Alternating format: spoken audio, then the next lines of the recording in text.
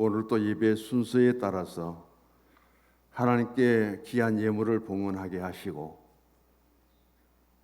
오늘 예배를 위하여 장로님의 준비된 기도를 하나님께 올려드립니다. 우리 주님께서 더 거룩한 예배가 하나님께 상달될 수 있도록 우리의 마음과 우리의 신앙에 더 거룩한 은혜를 부어주시기를 원합니다. 임마누엘 찬양대 찬양으로 하나님의 거룩한 성호를 찬양하여 사오니 영광 중에 계신 주님께 큰 기쁨과 영광 되기를 원하옵고 우리에게는 감동의 시간 되기를 원합니다. 종을 세워주셔서 감사하옵고 준비된 말씀을 선포할 때 하나님께서 도우시사 우리의 기로 드릴 때에 머리에 지식으로 두지 마시고 우리의 심령 속에 들어가서 내 신앙의 심령에 부딪히고 운동의 역사가 일어나는 감동이 있어지게 하옵소서. 우리 주님 예수 그리스도 이름으로 기도드립니다. 아멘. 주보를 보시면은 위치 추적과 다양성이라고 기록되어 있고요. 오늘 제목은 위치를 파악하시는 하나님입니다. 더 구체적으로는 소재를 파악하시는 하나님. 바소자에 있을 제자를 말합니다. 과거에 내가 어디 있었느냐 하는 것이 중요하지 않고요. 미래에 내가 어디 있을 것인가, 그것은 우리가 신앙적으로 소망하죠. 하나님 나라에 있을 것을 다 믿고 있습니다. 그런데 소재라고 하는 것은 있을 제자를 통해서 현재가 중요한 거예요. 현재 어디 있느냐, 현재 어디 있고 너의 위치는 어디냐 하는 거예요. 위치라고 하는 것은 사람이나 사물이 지금 어디에 있는가 그 자리를 밝히는데 사용되는 기계를 위치 추적이라고 하죠. 또 도망을 간다든지 아니면은 어떤 움직이는 물체의 그 위치를 찾아가서 거기에 원하는 것들을 우리가 얻어내는 것을 말합니다. 위치 추적기가 다양하게 많이 나오는데 어린 아이의 위치 추적기도 있고요. 또 치매 노인들에게는 반드시 위치 추적기를 달아서 이분이 어디 계시는가 그렇게 쉽게 찾을 수 있도록 그렇게 또 있습니다. 자동차의 위치가 어디 있는가, 남편의 위치는 어디 있고 또 아내의 위치는 어디 있는가, 부정적인 것도 있고 긍정적인 것도 있는데 위치 추적기가 지금 남발하고 있다는 사실이고, 자녀들에게 질문을 합니다. 가장 싫은 게 뭐냐? 내가 어디 가서 뭘 하고 있는지 부모님이 나의 위치를 추적하는 것이 가장 싫습니다. 자, 아이들이 지금 뭘 싫어하고 있는지 부모님들은 잘 생각해 보시기를 바랍니다. 지난 해 연말쯤 됐습니다. 제가 두 가지를 잃어버렸어요. 하나는 안경을 잃어버렸고 또 한 번은 핸드폰을 잃어버렸습니다. 그날 제가 어디에 갔던가 점심 식사를 하고 카페에 가서 차 한 잔을 마시고 헤어졌는데 식당에 전화해도 없다 그러죠. 카페 전화해도 없다 그러죠. 혼자서 그렇게 전화기를 찾는다고 있는데 민수이가 가까이 오더니만은 아빠 지금 핸드폰 저 대곡동 쪽에 있는데 이러더라고요. 저는 그 위치 추적도 할 줄도 모르고 저 핸드폰이 어디가 있는지 모르는데 위치를 추적해서 이렇게 알려주더라고요. 그러니까 점심 같이 먹고 떠난 그 친구 목사님이 차에 실어놓고 제가 안 갖고 내린 거예요. 또 핸드폰이 차에 실린지도 모르고 차를 주차하고는 집에 올라가 버린 거예요. 그래서 한참 동안 몇 시간 동안 그 전화기를 사용하지 못했습니다. 그런데 전파 때문에 핸드폰은 위치 추적이 되는데 안경은 아무래도 위치 추적이 안 돼요. 그래서 결국 찾지 못했습니다. 일본제로 맞춰서 참 좋은 안경이었는데 그렇게 분실을 했습니다. 우리가 일상적으로 많이 접하면서도 굉장히 무관심한 경우가 많이 있는데 지금 수없이 많은 라디오에서는 송출을 하고 있습니다. 근데 내가 어느 방송을 듣기 위해서는 그 방송에서 송출하는 주파수를 정확하게 맞추어야 내가 원하는 KBS든지 MBC든지 그 라디오를 청취할 수 있는 거예요. 주파수를 맞추지 못하면 절대 내가 원하는 라디오에 그 방송을 들을 수 없습니다. 종합 방송까지 지금 TV가 얼마나 많이 개설되어 있습니까? 가장 중요한 것은 채널이잖아요. 채널 A를 틀어놓고는 왜 TV 조선 방송이 안 나오느냐고 아무리 고함치고 TV를 두들겨 깨본들 무엇이 문제예요? 채널이 틀린다는 거예요. 우리는 우리가 일상생활하고 내가 듣는 귀를 통한 하나의 소리도 내가 눈으로 보는 하나의 시각적인 요소도 얼마만큼 그 주파수에 맞출 수 있느냐는 것이 중요하고 어느 채널을 선택하느냐에 따라서 우리에게 보여지고 들려지는 것은 틀린다는 거예요. 그럼 하나님의 주파수는 무엇일까요? 하나님의 영적인 채널은 무엇이어야 돼요? 나는 얼마나 하나님의 거룩한 그 채널에 맞추고 있고 하나님이 수없이 우리에게 음성을 들려주시는데 하나님의 음성의 주파수는 나는 얼마나 맞추고 있느냐는 거예요. 중요한 것은 얼마나 더 듣고 있느냐는 것이고 얼마나 더 시청을 하고 있느냐는 거예요. 그런 것을 통해서 하나님은 예수님은 우리의 소재 지금 어디 있느냐 하는 것이 중요하거든요. 우리의 위치가 지금 어디 있느냐를 파악하고 계신다. 파악한다는 것은 사물이나 어떤 사람이나 지금 어디에 있는가를 확실하게 알고 그것을 정확하게 진단하는 것이 파악이라는 거예요. 예수님이 공생의 3년을 마치시고 결국 십자가에 못 박히셔서 골고다 언덕에서 죽으십니다. 예수님이 가상 7원을 남겼었지만은 십자가 위에서 7마디보다도 예수님이 마지막 예수님의 시선에 들어오는 그 가운데 가장 섭섭한 것은 무엇이었을까요?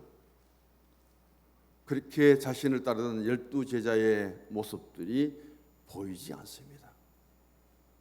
유일하게 사도 요한이 보였죠. 그래서 내 어머니를 대신 부탁할 만큼 그 말씀을 하셨던 예수님인데 그렇게 어머니를 모시도록 부탁받은 요한은 그 뒤에 어디가 있습니까? 베드로와 더불어 디베랴 바닷가에서 고기 잡고 있는 현실입니다. 그런 예수님이 십자가에 죽으시고 3일 만에 부활하셨습니다. 너희는 세상에 나가서 모든 민족을 제자로 삼고 아버지와 아들과 성령 이름으로 세례를 주고 제자 삼으라는 부탁을 하고 주님은 십자가에 달리셔 죽으셨는데 그리고 이제 다시 부활을 통해서 사셨는데 예수님이 참 궁금하셨을 거예요.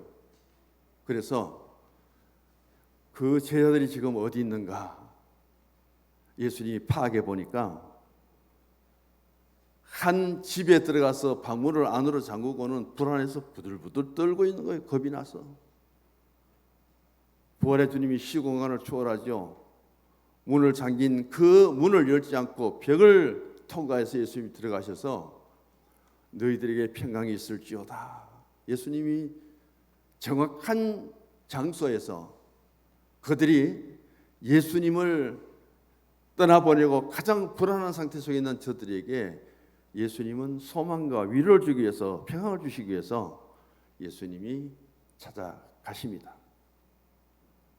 예수님이 또 파악을 해보니까 예루살렘에서 예수 다시 사셨나 그렇게 힘있게 외치고 가장 기쁨의 소식을 전해야 될 제자들이 그만 실망을 해서 두 제자가 예루살렘에서 엠마오로 슬픈 기색을 띠고 지금 내려가고 있습니다.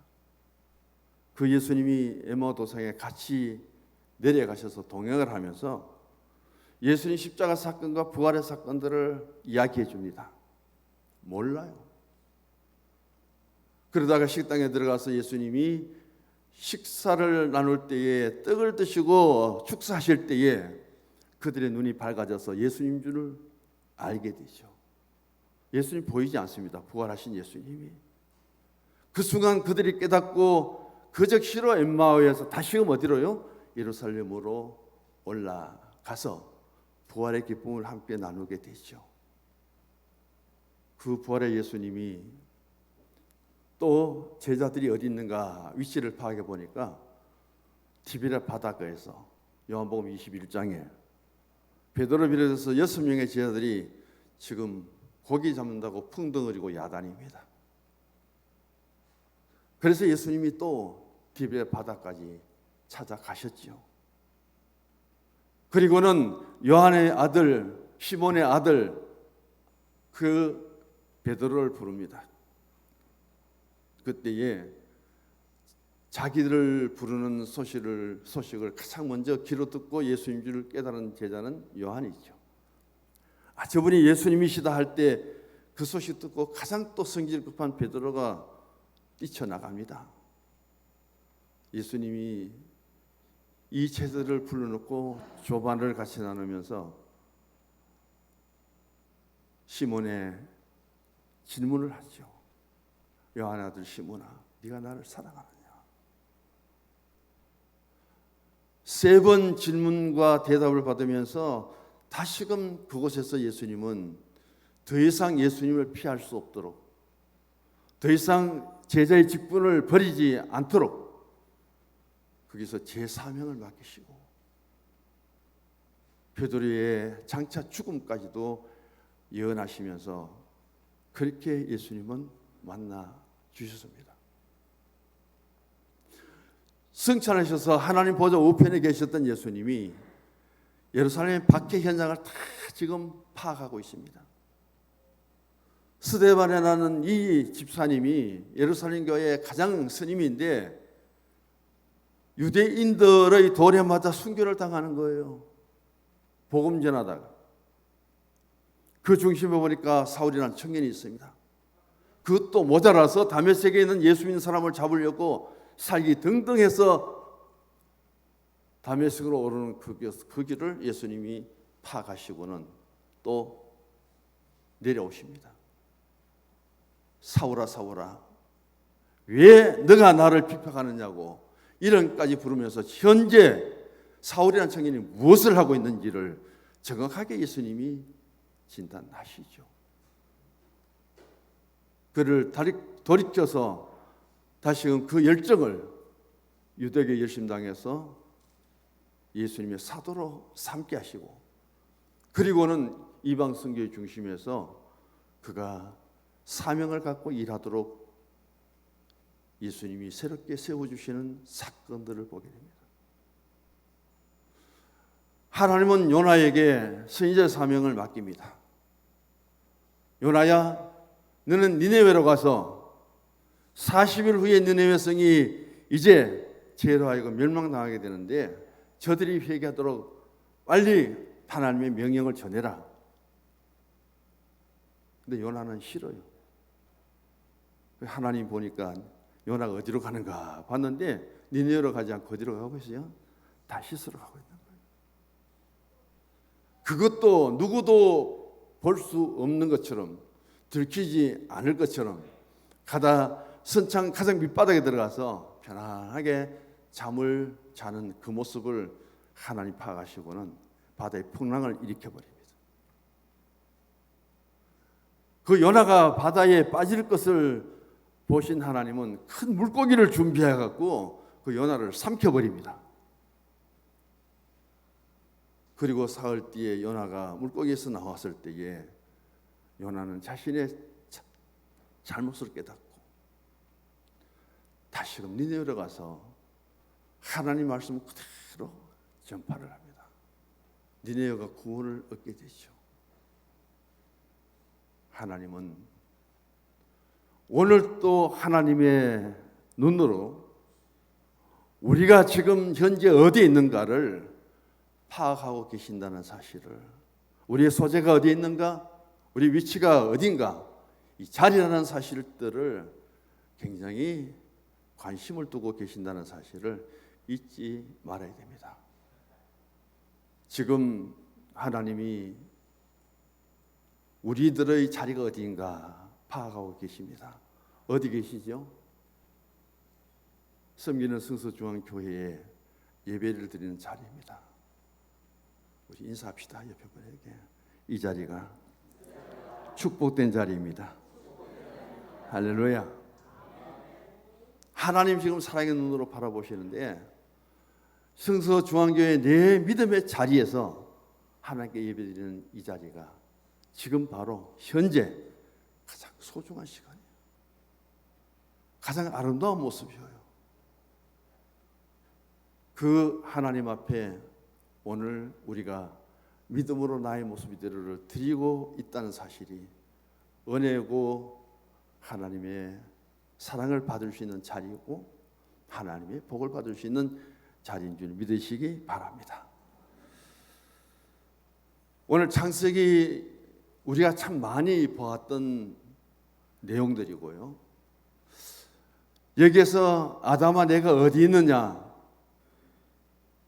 하나님께서 지으신 그 파라다이스 낙원에 부부를 세워주시고 한 가정을 세워주셨는데, 하나님의 관심은 늘 아담의 위치가 어디 있느냐는 것을 관심 있게 보시고요, 하와가 어느 위치에서 지금 뭘 하고 있는가 하는 것이 하나님의 관심의 초점입니다.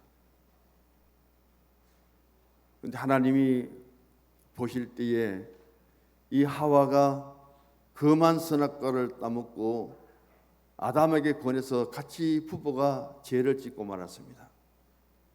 그것을 다 파악하신 하나님이 에덴 동산에 오셨습니다. 아담아 네가 어디 있느냐, 지금 너의 위치가 어디 있냐, 지금 너가 있는 소재가 어디냐, 과거가 아니라 미래가 아니라 지금 하나님이 에덴에 오셨는데 하나님 앞에 너의 자리가 어디냐, 그걸 예수님이 묻고 있습니다. 소재나 위치나 그 자리라는 것을 영어로는 포지션이라는 단어 하나로 표시를 하고 있습니다. 그때 아담이 하나님 제가 여기 있습니다, 하나님 동산의 관리자로서 오늘도 나는 관리하고 있으며 하나님이 오실 것을 준비하고 기다리고 있습니다, 이렇게 대답했다면 얼마나 좋을까요? 그런데 이 아담은 말합니다. 하나님, 내가 지금 나무 사이에 숨어 있습니다. 이 동산에 관리자로서 쓰임을 입은 이 아담이 하나님이 찾아오시고 하나님이 위치를 물을 때 그 나무 뒤에, 나무 사이에 숨어 있는 자리는 아담이 있어야 될 자리가 아니라는 거예요. 위치가 잘못된 거예요. 그의 현재 하나님 앞에 보여드리는 자기의 자리가 하나님이 원하시는 자리가 아니라는 거예요. 주보를 먼저 보시기 바랍니다. 자, 밑에 마지막에 우리 할 때인데 세 가지 소재 파악이 있습니다. 결론에 들어갔어요. 한번 보시기 바랍니다. 첫 번째는 관계의 소재 파악, 두 번째는 위치의 소재 파악, 세 번째는 시선의 소재 파악입니다. 오늘 대지로는 세 가지로 나누죠. 하나님의 위치 파악은 친밀한 관계가 무너졌기 때문이다.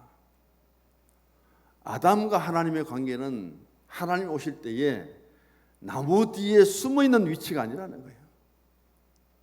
하나님이 오실 때 주님 찾아오셨네, 우리가 성자 예수 오셨네, 모시어 드리세, 가장 구약의 핵심적인 포커스는 코람데오 하나님 앞입니다. 언제 어디서나 하나님 오시면 하나님 앞에 내 모습을 보이는 것이 그게 가장 아름다운 자리예요. 하나님은 지금 그 자리를 원하고 계시는데 아담은 나무 뒤에 피해 있습니다. 숨어 있습니다. 왜 그랬을까요? 거기는 아담이 있어야 될 자리가 아닌데 왜 그 자리에 갔느냐 하면은 죄를 지었기 때문에 그 자리에 가 있는 거예요. 하나님 말씀을 불순종했기 때문에 그 자리에 가 있고 하나님 말씀을 믿지 않았기 때문에 그 자리에 있는 거예요. 그런 하나님의 질문 앞에 이 아담은 몸둘바를 모릅니다. 한마디로 표현합니다. 내가 너무 부끄러워서 숨었습니다. 왜 부끄러워요? 하나님 앞에는 기쁨으로 나아가 영접해야 되는데 주님이 찾아오시면 기쁨으로 나가서 주를 영접해야 되는데 왜 부끄럽습니까? 왜 숨었습니까? 왜 피했습니까? 오늘 첫 번째 보시면은 이 숨고 피하는 것 때문에 가장 하나님과 아담의 관계가 치밀하면서 멀어져 버린 거예요. 가장 하나님과 가까이에서 동행해야 되고 그리고 그 만남을 가장 기뻐해야 되는데도 불구하고 그 친밀한 관계가 깨어져 버립니다. 예수 믿으면은 가장 좋은 신앙의 사람은 누구일까요? 거기에 대해서 정확한 대답을 내리는 사람은 야고보입니다. 아브라함이 왜 믿음의 조상이 되었고 아브라함 믿음이 왜 그렇게 위대하냐? 야고보는 말하기를 하나님이 아브라함을 나의 친구라고 했다. 하나님이 아브라함을 향해서 친히 친구라고 불러줬고 나의 벗이라고 하나님이 인정해 주신 거예요. 하나님과 친구 되는 사람, 하나님이 너는 나의 벗이다, 당신 나의 벗이라고 인정받는 그 사람이 가장 치밀한 믿음의 관계, 가장 믿음이 좋은 사람이다. 그걸 야고보가 우리에게 정의해 줍니다. 하나님은 얼마나 아담을 사랑했습니까? 아담 한 사람을 세워놓고는 모든 짐승들을 앞에 두고는 이름을 다 짓도록 만들잖아요. 그리고 아담 자신의 짝을 지어서 왔을 때는 여자로 가다가 나중에는 그 여자가 이름으로 바뀝니다. 하와라고요. 그런 그가 한 가정을 이루고 하나님께서 자신에게 명하신 말씀, 하나님 말씀을 순종해야 될 자신이 그 여자는 객관적인 모습이죠. 가장 가까이 함께 살 수 있도록 하와를 통해서 아내로 세우고 그 사실을 신앙적으로 하나 되도록 가르치고 그리고 함께 서야 되는데도 불구하고 그 일을 아담은 하지를 못했습니다. 결국 하나님과 아담의 관계, 친밀한 관계가 깨어지는 거죠. 그래서 하나님과 나와의 신앙적인 영적인 관계가 깨어지면은 무너지면은 우리는 하나님을 피하는 존재가 됩니다. 하나님이 보이지 않는 곳에 가서 내가 억지로 숨으려고 그렇게 애씁니다. 그렇다고 하나님 모르십니까? 다 아시는 거예요. 그러면서 내가 선 위치가 내가 지금 있는 그 소재가 있어야 될 리가 아니라는 사실을 네가 어디 있느냐는 질문 앞에 깨닫도록 하나님은 그렇게 물으십니다. 그 하나님의 물으심에 아담이 대답하죠. 하나님, 내가 불순종하지 않고 내가 죄를 지었지 않았다면은 하나님 이 동산에 또 오셨으면 하고 기쁘게 나가서 영접할 텐데 하나님, 내가 불순종한 자리에 있었고 불신앙의 자리에 있었고 결국은 죄를 짓고 지금 있어야 될 자리가 아닌 이 나무의 뒤에 제가 숨어 있습니다. 그 한마디에 하나님과 아담의 관계는 친밀한 관계가 깨어졌다는 거예요. 오늘 우리 신앙을 다시 한번 성찰해 보기를 원합니다. 예수님이 고난받으신 그 십자가를 앞에 두고 40일을 정해서 예수님의 그 순환을 생각하고 그 십자가를 통해서 우리의 죄를 다 용서해 주셨는데 아직도 죄짓고 회개하지 못한 우리가 십자가의 구원의 은혜, 그 사랑, 그리고 그 구원을 내가 어떤 신앙을 통해서 주님 앞에 나가야 될 것인가? 나는 그 구원의 자리에서, 나는 그 은혜의 자리에서, 나는 그 복된 신앙의 자리에서 지금 무엇을 하고 있느냐는 것이 중요하죠. 그런 것을 통해서 오늘 내가 나를 위해서 하나님의 아들 예수님 십자가를 지시고 대속해 주셨다면 찬송에도 나옵니다. 내 주님 지 십자가 내게도 있습니다. 나는 지금 그 십자가를 지고 있습니까? 내가 십자가를 벗어버리고 도망가고 있습니까? 내가 제 십자가를 지지 않고 남에게 전가시키고 있습니까? 우리는 한 공동체 속에서 한 사건을 통해서 이런 것들을 많이 보게 된다는 사실이죠.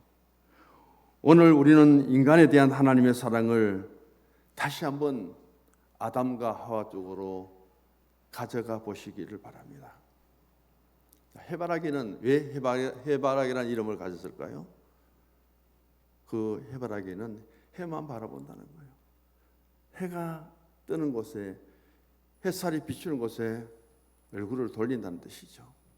하나님은 지금까지 철저하게 아담을 세웠는데 아담은 하나님을 바라보고 살도록 지원받은 사람이에요. 모두가 다 하나님을 떠나고 하나님을 버릴지라도 이 아담만큼은 하나님을 바라보고 살도록 주셨기 때문에 아담의 별명은 하바락입니다. 하나님만 바라보라고. 그 하나님 바라보기를 그가 스스로 던져버리는 거예요. 하나님 하바락이 아니라 지금 나무 뒤에 숨어서 자기가 하나님을 보지 않으려고 오히려 숨어 있습니다. 피해 있습니다. 오늘 첫 번째 우리가 생각해 볼 것은 하나님과 나와의 관계입니다. 사순절을 맞이하고 두 번째 주일 예배를 드리는 저와 우리 성도님들에게 주님은 내가 어디 있느냐, 성도로서의 삶의 길을, 신앙의 길을 오늘도 우리가 참 믿음의 정체성을 벗어나지 않고 오늘은 거룩한 사순절 두 번째 주일 예배인 줄 알고 이 절기 주신 하나님 앞에 여기서 하나님을 바라보고 하나님을 사모하고 그런 가운데서 드리는 이 예배 자리가 가장 하나님과 나와의 친밀한 관계의 자리라는 사실을 생각하며 이곳에서 하나님을 만나고 이곳에서 하나님께 예배드리고 이 시간이 가장 복된 시간인 줄 알고 감사할 수 있기를 원합니다. 두 번째 보시면은 하나님 위치 소재 파악은 위치를 이탈했기 때문이다. 그렇게 말하죠. 우리는 천사가 가장 거룩하다고 보고 있습니다. 신적인 존재로 지원받았거든요. 그래서 메신저로서 가장 훌륭한 천사장은 가브리엘이다. 그리고 영적인 군대 장으로서 악한 것과 싸우는 데 있어서 최고의 천사장은 미가엘이다. 병든 여호와라파 하나님의 치료에 있어서 가장 거룩한 천사장은 나파엘이다. 그런데 우리는 이사야 14장 20절에 보면은 너 아침의 계명성인데 뜻은 새벽비란 뜻이 있고요. 원어적으로는 이름이 루시퍼입니다. 천사예요. 이 루시퍼가 뭐냐면은 창조자의 지위를 얻겠다는 탐욕이 있었다. 유다서 1장 6절에 보면 자기 지위를 지키지 아니하고 자기 처소를 떠난 천사가 누구냐? 루시퍼다. 그러면서 누가복음 10장 18절에 70인이 전도하고 예수님 앞에 와서 전도 보고를 할 때 예수님이 이런 말씀합니다. 사탄이 하늘로부터 번개처럼 떨어지는 것을 내 눈으로 보았다. 오늘 우리의 위치가 이탈되어질 때 하나님과, 오늘 루시퍼는 왜 천사장의 자리를 이탈해서 악한 영의 사단이 되었는가? 성경은 어디 봐도 그런 내용이 안 나오는데 누가 그렇게 했느냐 하면요, 여기 교부들이 해석하는데 오리게네스라는 교부가 여기에 이사야 14장 20절의 말씀을 새벽별 계명성의 아들이라는 것을 그 원어를 따서 루시퍼는 바로 하나님과 동등된 자리에서 하나님만큼 높아지려고 하다가 하나님께로부터 정죄를 받고 추방당해서 그가 사탄이 되었다. 그렇게 해석한 것을 통해서 지금까지 루시퍼는 계속해서 하나님의 자리를 탑니다가 쫓겨난, 그리고는 사탄이 되어버린, 그렇게 해석을 하고 있다는 사실이죠.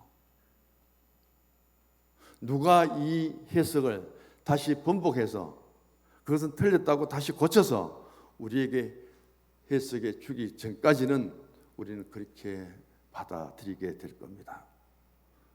오늘 하나님은 내가 어디 있었냐는 말은 하나님의 질문인데, 다른 말로 하면은 왜 거기 있느냐 그 말이에요. 하나님이 에덴 동산에 오실 때에 지금까지 아담은 한 번도 나무 뒤에 숨은 적이 없습니다. 한 번도 하나님께 부끄럽다고 고백한 적도 없습니다.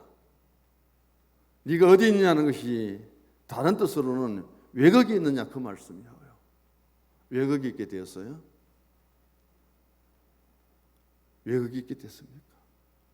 하나님 말씀을 불순종했기 때문에, 하나님 말씀을 지키지 않았기 때문에.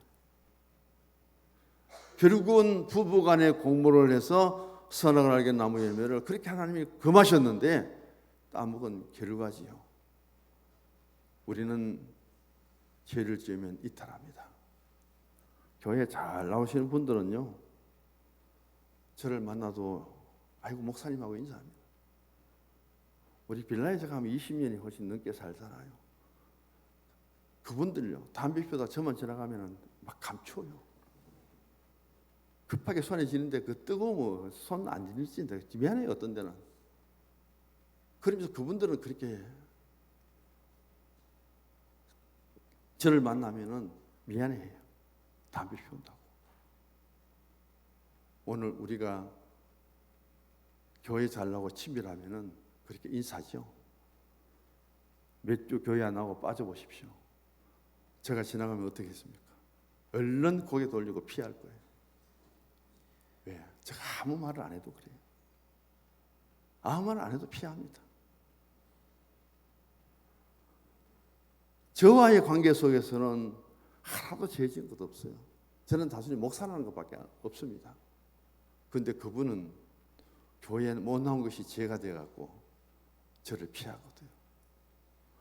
오늘 우리가 믿음 안에서 살아가며 내 위치가 어디 있느냐, 왜 거기 있느냐, 네가 어디 있느냐는 문제를 다시 질문을 바꿔봅시다. 왜 거기 있느냐? 제가 예를 들게요. 예수님이 여리고로 지나갑니다. 지나가는 그 길에 보니까 뽕나무 위에 누가 있습니까? 삭개오가 있는 거예요. 키도 작고, 그리고 자기는 이 여리고에서 세리장이 되었고 백성들의 세금을 뽑아내고 자신은 부자가 되고 착취하고 부끄러워서 백성들 앞에 나타나기도 그렇고 예수님 보고 싶고, 그래서 사람들을 피하고 뽕나무 위에서 예수님이 지나가는 것을 구경 삼아 왔습니다. 그 위치에 있는 것을 누가 먼저 알았어요? 예수님이 먼저 아십니다. 야 삭개오야, 너 왜 거기 있느냐? 왜 거기 나무 위에 뽕나무 위에 올라 있느냐? 예수님 말씀은 빨리 내려오느라. 뽕나무 위에는 너가 있어야 될 자리가 아니야. 빨리 내려와서 예수님 만나는 이 자리에 있어야죠. 너는 착취하고 세리장의 자리에 앉아서 너만 부를 누리는 그 자리가 너가 있어야 될 자리가 아니라, 그 예수님 말씀 한마디에 삭개오는 내가 다른 사람 걸 착취한 거 있으면 4배를 갚겠습니다.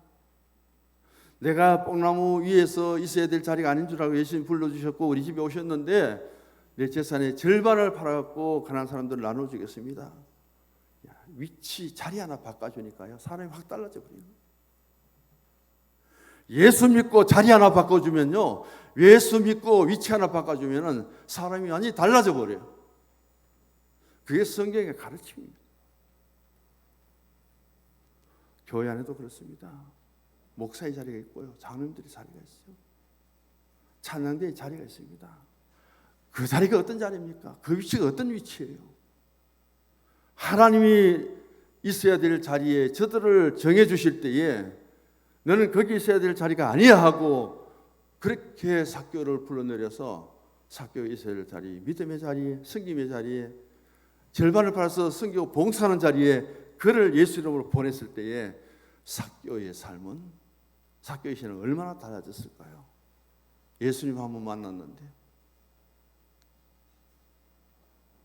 믿음 생활 하시면서 부탁드립니다. 교회를 이탈하지 마십시오.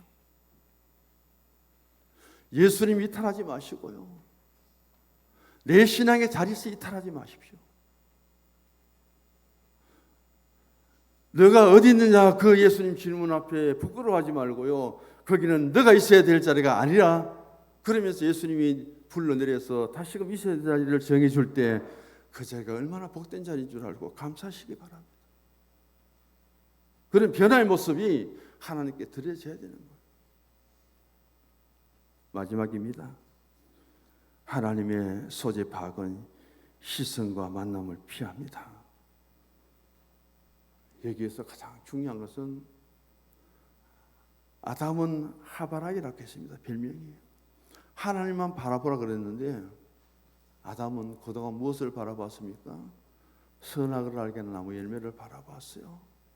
하와야 파라다이스 낙원에 살면서 하나님만 바라보고 하나님 말씀만 듣고 그렇게 살아가기를 원했는데 하와의 눈은 어느 날 그 선악을 알게 하는 나무 열매에 주목해 버립니다.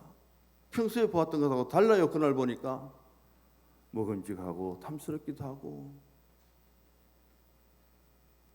그만 눈이 뒤집어 버리는 거예요. 그거 하나 묻다가 내가 에덴 동산에 쫓겨난다는 것은 생각도 안 하고 그만 그것을 따먹어 버립니다. 오늘 주님은 우리에게 묻습니다. 살아가는 삶 속에 너의 시선은 어디를 향하고 있느냐? 지금 당신의 시선은 어디를 향하고 있느냐? 예배드리는 이 시간 우리의 시선은 지금 어디를 향하고 있느냐? 너의 마음은 어디에 두고 있느냐? 그 질문 앞에 주님만을 바라보시기 바랍니다. 오늘 또 주님이 나를 바라보시고 내 위치, 내 소재를 파악하시는 것처럼 하나님이 원하시는 그 소재, 내가 지금 있어야 될 자리에 있으면서 내가 해야 될 일을 하면서 그런 신앙과 삶이 되기를 원합니다. 민수기 4장 6장이네요. 24절부터 27절까지 대제사장의 축복의 기도가 나옵니다. 여호와는 내게로 향하여 복을 주시사 여호와는 그 얼굴을 내게로 향하여 은혜를 베푸사 여호와는 그 얼굴을 내게로 비추사. 오늘 하나님과 마주 보시고 하나님과 시선이 마주칠 수 있는 자리, 국가의 부름을 받고 세계가 알아주는 그런 축구 선수들을 손흥민과 이강인의 요르단 경기 후에 시선 안 마주치는 거 봤죠? 인사도 안 하죠? 같이 목매고 목마 태우고 그렇게 기뻐하고 손잡고 부쩍 뛰던 그 둘이가 그날은 눈도 안 마주칩니다. 왜 그랬을까요? 그 결과가 다 드러나잖아요. 믿음으로 살아가며 주님과 시선을 마주치는 것은 은혜고 그게 복받는 길입니다.